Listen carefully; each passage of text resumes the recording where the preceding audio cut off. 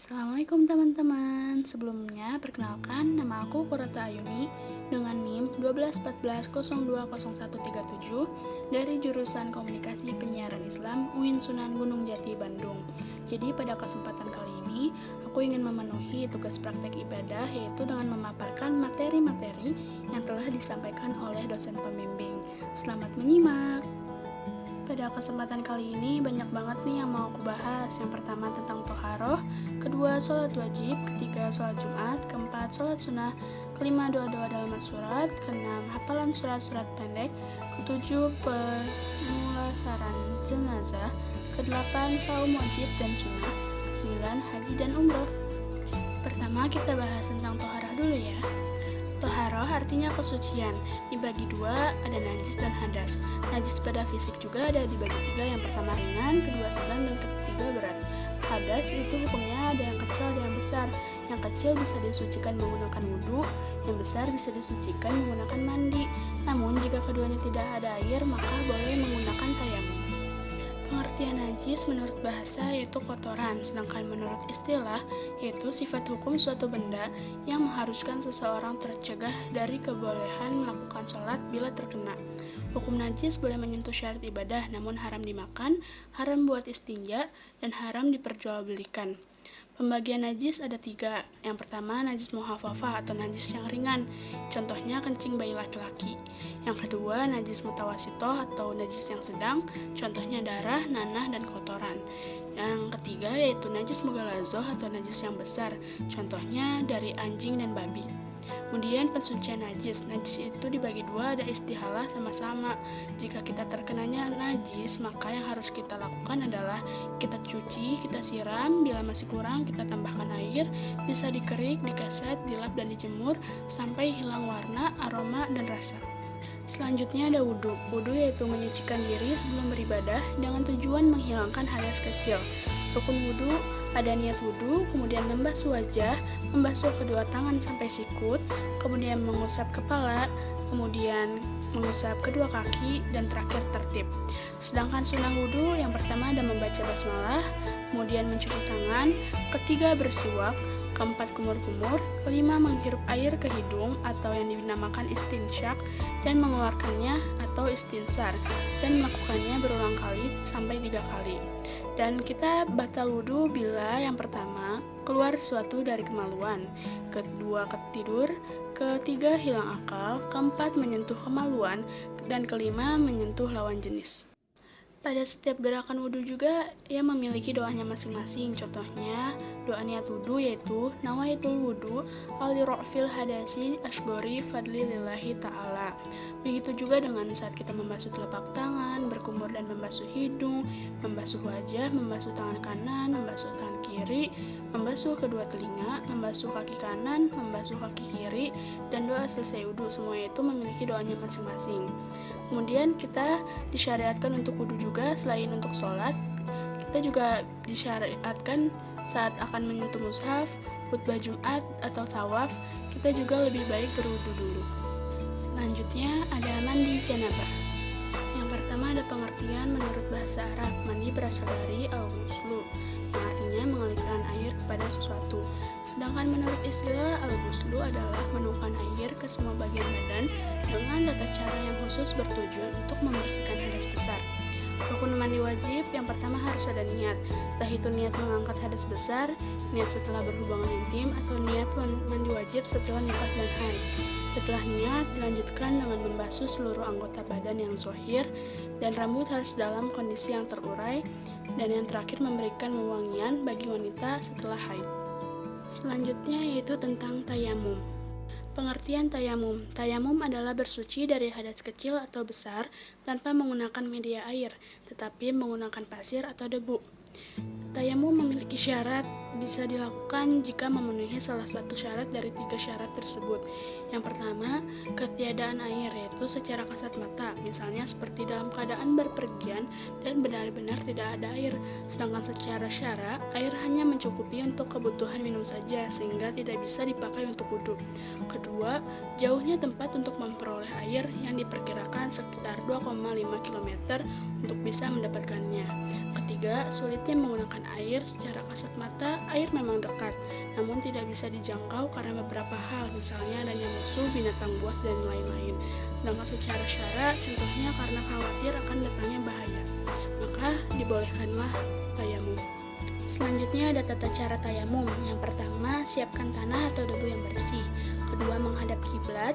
Ketiga, membaca niat. Keempat, letakkan tangan pada debu. Kelima, tempelkan telapak tangan kiri pada punggung tangan kanan. Keenam, usapkan telapak tangan kanan ke tangan kiri. Ketujuh, usapkan bagian dalam jempol kiri ke jempol kanan.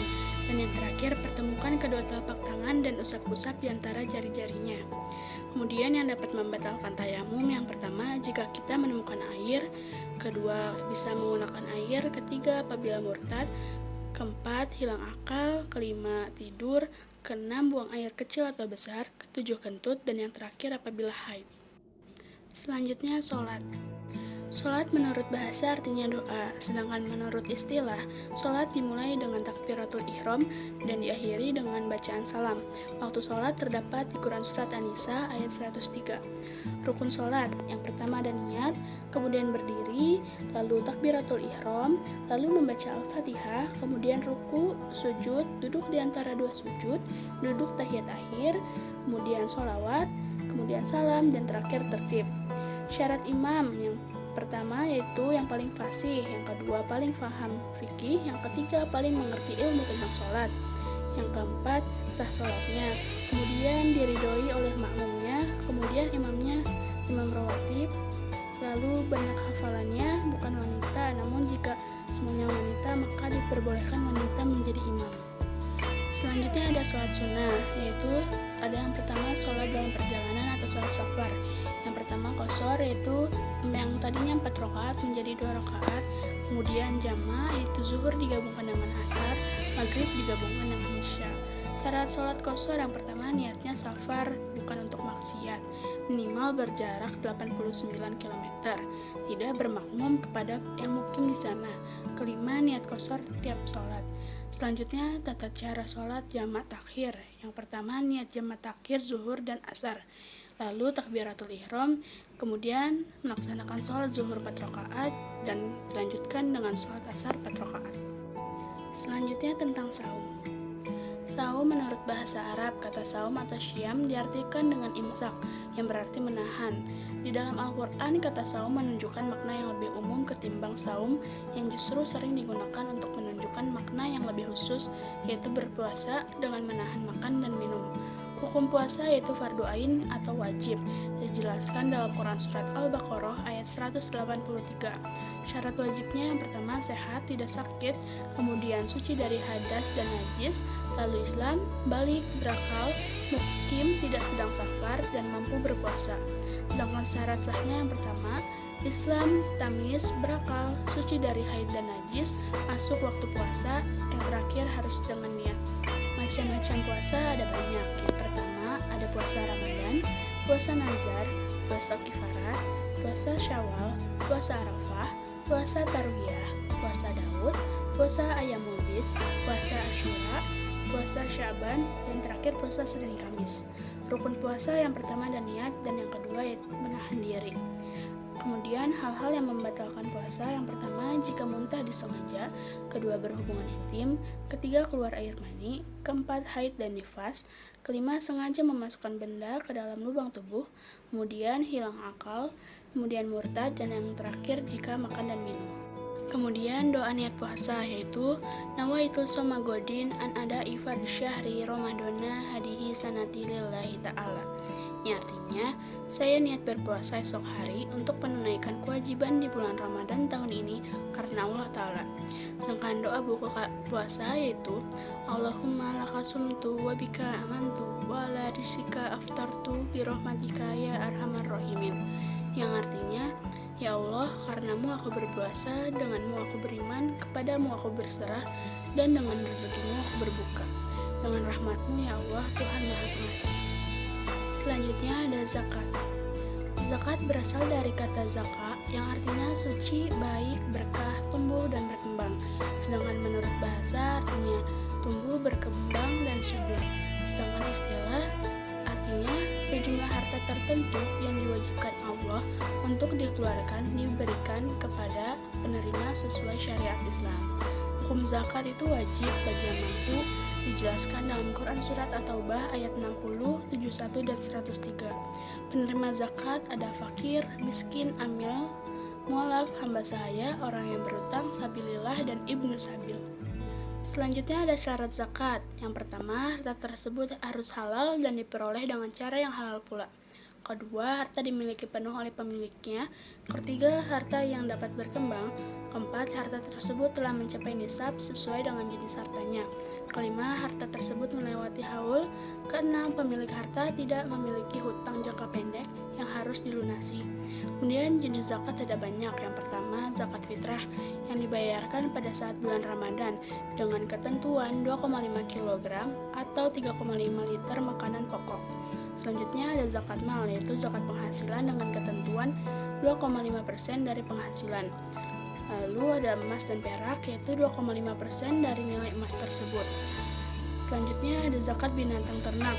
Jika ternak sapi telah mencapai 30 ekor, maka zakatnya seekor anak sapi umur 1 tahun. Terakhir ada zakat tentang perdagangan, yaitu zakat yang berkaitan dengan komoditas perdagangan dengan ketentuan 2,5% dari hasil perdagangan. Selanjutnya tentang haji dan umroh. Haji diambil dari bahasa Arab hajj yang dalam bahasa Indonesia artinya mengunjungi atau menuju. Hukum haji yaitu wajib bagi yang mampu, dijelaskan dalam Quran Surat Al-Imran ayat 97 dan Quran Surat Al-Baqarah ayat 196. Syarat wajib haji yang pertama, beragama Islam, berakal sehat, sehat jasmani dan rohani, balik, merdeka, mampu secara fisik, mental, dan materi. Rukun haji yang pertama yaitu ada ihram, wukuf, tawaf dan syai, dan terakhir tahallul. Selanjutnya umroh. Umroh menurut bahasa artinya berkunjung ke suatu tempat, sedangkan menurut istilah yaitu melakukan ibadah, tawaf, sa'i, dan tahallul. Hukum umroh menurut Imam Syafi'i dan Hambali wajib 1 kali dalam hidup, sedangkan menurut Imam Maliki dan Hanafi hukumnya sunnah muakkad. Syarat umroh yang pertama, beragama Islam, balik, berakal, merdeka, dan mampu. Rukun umroh yaitu berihram, tawaf, sa'i, tahallul, dan tertib. Sekian materi yang dapat saya paparkan, kurang lebihnya mohon maaf. Wassalamualaikum warahmatullahi wabarakatuh.